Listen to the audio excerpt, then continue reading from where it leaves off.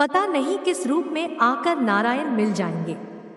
हरिद्वार में गंगा किनारे साधु बनकर बैठे एक सिपाही को जो देखता वह आश्चर्यचकित हो जाता कि कुछ समय पहले तक लोगों पर अत्याचार करने वाला, रिश्वत लेने वाला और भगवान में जरा भी विश्वास नहीं रखने वाला एक घोर नास्तिक पुलिस का सिपाही क्यों सब कुछ छोड़ छाड़ कर साधु क्यों बन गया। आखिर एक दिन एक सज्जन ने उनसे पूछ ही लिया, आप किस तरह के सिपाही हैं? सिपाहियों के हाथ में तो भाला होता है, आपके हाथ में माला है, आप किसका नाम जप रहे हैं? यह साधु सिपाही के रूप में जितनी कड़क आवाज में बोलता था, आज साधु रूप में उतने ही विनम्र स्वर में बोला, भगवान विष्णु का मंत्र। और यह मंत्र आपको किसने दिया? कौन है आपके गुरु? मेरी पत्नी है मेरी गुरु। सामने वाले व्यक्ति ने उपहास उड़ते हुए कहा, वह यह भी अजीब जोड़ा बना। सिपाही बन गया भक्त और स्त्री बन गई उसकी गुरु। डाकू रत्नाकर महर्षि वाल्मीकि बन जाते हैं और महापंडित रावण राक्षस बन जाता है। भगवान विष्णु असंभव को भी संभव कर देते हैं। अब उस व्यक्ति के मन में भी महाराज की कथा सुनने की इच्छा हुई, तो उसने पूछ लिया, तो महाराज आपके एक सिपाही से भक्त बनने की क्या कथा है? कृपया बताने का कष्ट करें, शायद हमें भी कुछ शिक्षा मिल जाए। भक्त ने माला एक तरफ रखी और उस व्यक्ति को अपनी आप बीती सुनानी शुरू की। मेरा नाम ठाकुर वीरपाल सिंह है। मैं एक पक्का सुधारक था, हर बात का खंडन करता था।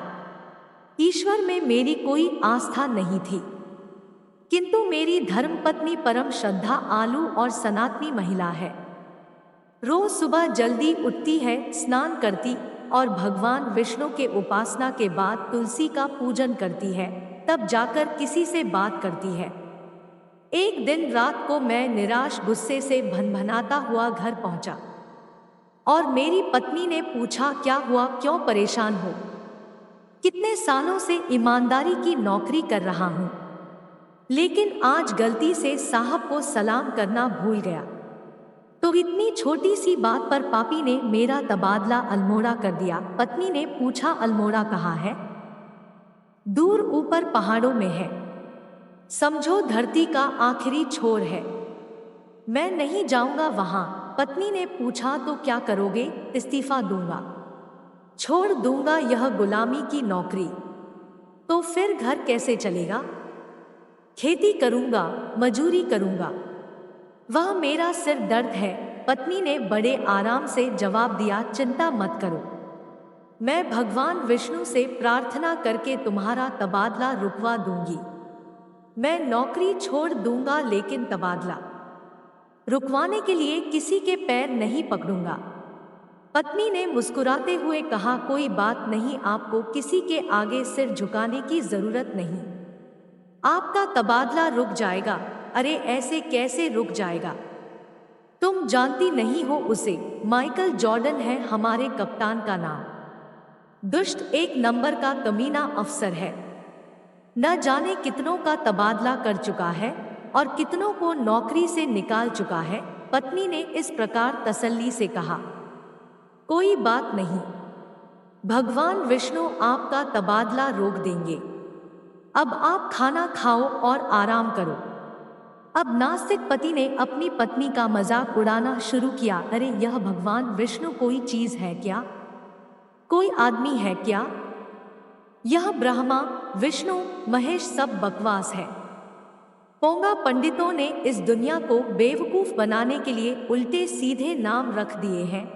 यह भगवान भगवान कुछ नहीं होता, यह भगवान विष्णु कोई चीज नहीं है। अगर इस दुनिया में कोई परमात्मा है भी तो वह निराकार ही है। पति की ऐसी निष्ठुर बातों से पत्नी बिल्कुल भी विचलित नहीं हुई। उसने बहुत ही शांत भाव से जवाब दिया, वही साकार भी है और वही निराकार भी है। वही ब्रह्मा बनकर इस सृष्टि को रचते हैं, विष्णु बनकर उसका पालन करते हैं और शंकर बनकर उसका विनाश करते हैं। फालतू की बकवास मत करो, अगर ब्रह्मा विष्णु महेश कोई होंगे भी तो अब तक तो बूढ़े हो करके वैसे ही मर चुके होंगे। पता नहीं कितनी सदियों से तो इनका नाम सुनते आ रहे हैं। पत्नी ने फिर बड़े शांत भाव से जवाब दिया, वे अमर अजर अविनाशी है। वे ना कभी जन्म लेते हैं, ना कभी बूढ़े होते हैं, ना ही कभी मरते हैं। वही इस पूरी सृष्टि के रचयिता है। जो कुछ भी होता है उनकी मर्जी से ही होता है, और आपका यह तबादले होने का आदेश भी उन्हीं की मर्जी से आया है। अगर इतने ही बड़े भगवान है तो मेरा इस्तीफा रुकवा कर दिखाए, और अगर मेरा इस्तीफा रुक गया तो शर्त लगाता हूँ अपनी सुधार की छोड़ दूंगा, तुम्हारे सनातन धर्म में आ जाऊंगा और जीवन भर भगवान विष्णु की भक्ति करूंगा।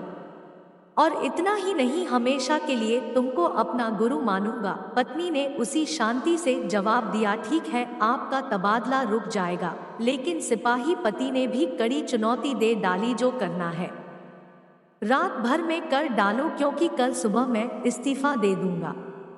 मेरे तबादले के कागज तैयार हो चुके हैं। कल शाम को साहब के दस्तखत हो जाएंगे और परसों मेरी तैनाती अल्मोड़ा हो जाएगी।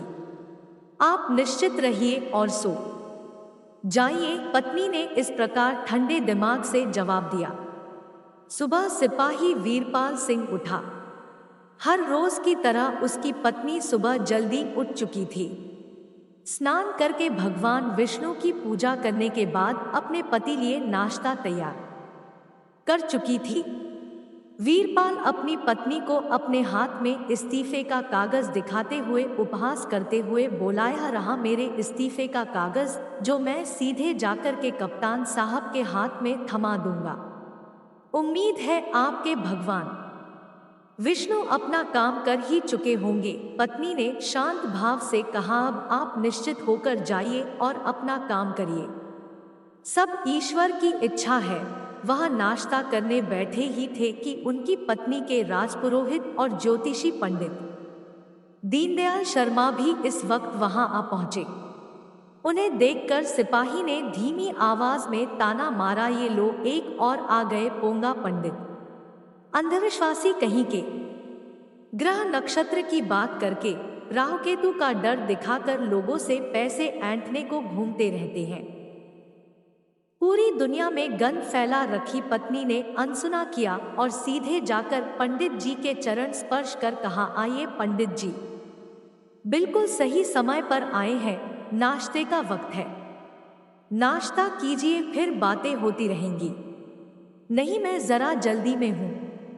मैं तो सिर्फ यह कहने आया था कि कल कलेक्टर साहब के मुंह से इनके तबादले की चर्चा सुनी तो पता करने आया था कि क्या यह सच है, आपका तबादला हो रहा है। जी हाँ, बिल्कुल सही सुना है आपने, सचमुच मेरा तबादला हो रहा है। लेकिन मैं तबादला नहीं चाहता, इसलिए इस्तीफा लिए जा रहा हूँ और जाकर सीधे उस अंग्रेज के मुंह पर मार के नौकरी छोड़ दूंगा। अरे भाई, तो परेशान क्यों हो, मुझे पहले बताते, मैं कप्तान साहब को समझाकर तुम्हारा इस्तीफा रुकवा देता। चलो तुम दफ्तर जाओ, तुम्हारे पहुंचने से पहले इस्तीफा रुकने का आदेश मिल जाएगा। यह अंग्रेज अपने बाप के भी सगे नहीं होते हैं। पंडित जी, आपकी बात मानेंगे, मैं जा रहा हूं इस्तीफा सौंपने। और ऐसा कहकर सिपाही वीरपाल सिंह अपने ऑफिस के लिए निकल गया। जब वह अपने दफ्तर पहुंचा तो पेशकार ने बताया, नमस्कार सिंह साहब, आपका इस्तीफे का ऑर्डर रद्द हो गया है, आप अल्मोड़ा नहीं जा रहे हैं, यही रहेंगे। सिपाही वीरपाल सिंह आश्चर्यचकित हुआ, क्यों, क्या हो गया, इस्तीफा वापस क्यों ले लिया, हमें क्या पता, साहब के मन की बात हम क्या जाने। वह सिपाही दौड़कर सीधा ज्योतिषी पंडित दीनदयाल शर्मा जी के घर उनका धन्यवाद करने के लिए गया। पंडित जी उसे देखकर बड़े आश्चर्यचकित हुए कि यह इतना बड़ा नास्तिक आदमी, जिसे भगवान में विश्वास नहीं है, जिसे मेरी ज्योतिष विद्या झूठ लगती है, आज मेरे घर में क्या करने आ गया। वीरपाल सिंह छूटते ही बोला, आपका बहुत बहुत धन्यवाद पंडित जी मेरा तबादला रुकवाने के लिए, वरना मैं तो इस्तीफा देने ही वाला था। पंडित दीनदयाल शर्मा जी चौंके। तबादला? कैसा तबादला? कौन सा इस्तीफा? मैंने कोई तबादला नहीं रुकवाया, मुझे तो कुछ पता ही नहीं। अब सिपाही वीरपाल सिंह को आश्चर्य हुआ, क्या बात कर रही हैं पंडित जी? आज सुबह आप आए तो थे हमारे घर, आप ही ने तो कहा था कि तबादला रुकवा दूंगा। क्या बात कर रही हैं? सिपाही जी भांग पी कर आए हैं क्या? मैं तो पिछले 15 दिन से आगरे गया था, अभी आधा घंटा पहले ही तो आया हूँ। वीरपाल सिंह के आश्चर्य का ठिकाना ही ना रहा। आप सच कह रही हैं? पंडित दीनदयाल शर्मा जानते थे कि यह नास्तिक आदमी है और आसानी से विश्वास नहीं करेगा, इसलिए कुछ नाराज होते हुए बोले, जब से पंडिताई शुरू की है मान्यवर, तब से हमने कभी झूठ नहीं बोला। हमें ईश्वर से प्रेम भी है, भक्ति भी है और उसका डर भी है। आपकी तरह सुधारक नहीं है हम। अब वह अपनी पत्नी के पास अपने घर पहुंचा, पत्नी को सारा वाकया बताया तो उसने भी यही कहा, हाँ मुझे तो पहले ही पता था कि पंडित जी आगरा गए हुए हैं, बल्कि वो वापस आ गए हैं, यह तो मुझे आपसे अभी पता चल रहा है। तो फिर वह कौन था जो आज सुबह नाश्ते के समय हमारे घर आया था? हमारे घर? क्या बात कर रहे हो? आज सुबह से हमारे घर कोई नहीं आया था। आपने नाश्ता किया और गुस्से में अपना इस्तीफे की अर्जी लेकर के आप सीधे दफ्तर चले गए। तुमने किसके चरण स्पर्श किए थे? आज के दिन अभी तक मैंने सिर्फ आपके चरण स्पर्श किए हैं, और नाश्ता करते वक्त पता नहीं आपको क्या हुआ, बस आप उठकर चल दिए, ना कुछ कहना ना कुछ सुना। अब सिपाही वीरपाल सिंह का दिमाग झन्ना उठा।